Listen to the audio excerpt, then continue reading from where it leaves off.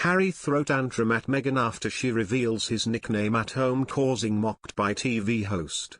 In a TV appearance last year, Meghan Markle revealed what she calls her husband Prince Harry when he is at home, much to the delight of TV host James Corden, who mocked the prince. Like most couples, Prince Harry and Meghan Markle have a number of adorable nicknames for each other. And it seems like most others, they try to keep some of them very private. That's because when Meghan once let slip the adorable name she sometimes uses for her husband, it saw him mocked by one of his celebrity friends.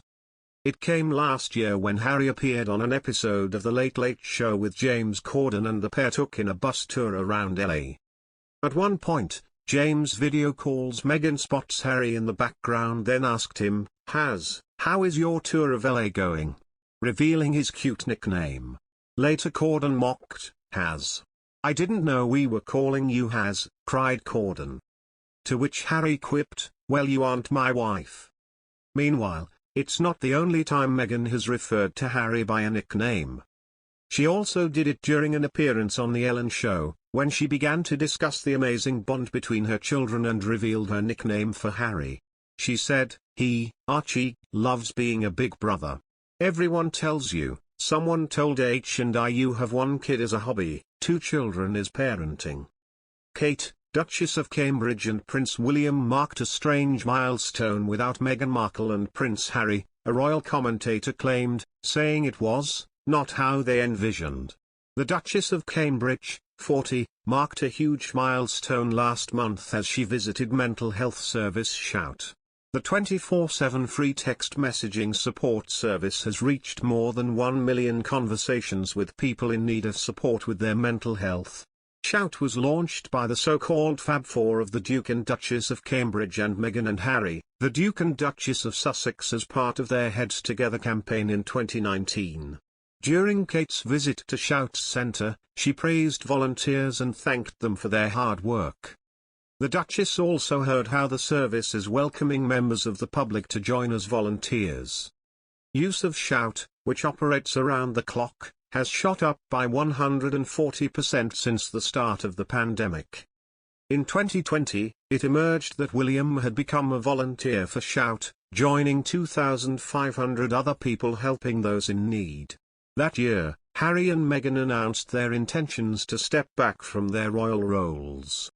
Royal commentator Zoe Forsey said it must have been strange for the Cambridges to mark Shout's recent milestone without the Sussexes.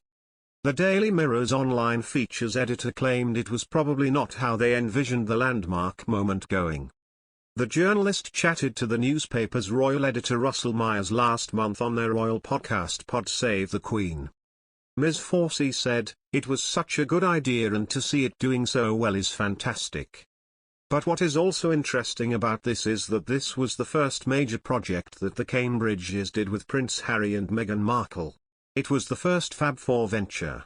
They didn't go together, but we got all the photos of them seeing different sides of it. So, it must be quite a strange one, I guess, for Kate and William to celebrate this milestone. But obviously, it is probably not how they envisioned celebrating it when they set it up back in May 2019. Mr. Myers said, "Things all seemed so simple back then when we were talking about the Fab Four. What they could do for the royal family. What they could do for the fantastic charities that they were supporting at the time.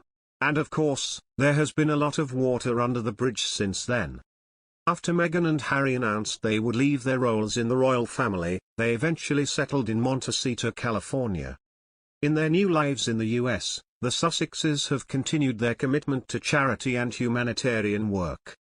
The couple set up a non-profit foundation through their organization Archewell. Like William and Kate, Harry has also kept mental health as one of his primary causes. The Duke was appointed Chief Impact Officer at mental health coaching firm BetterUp last year.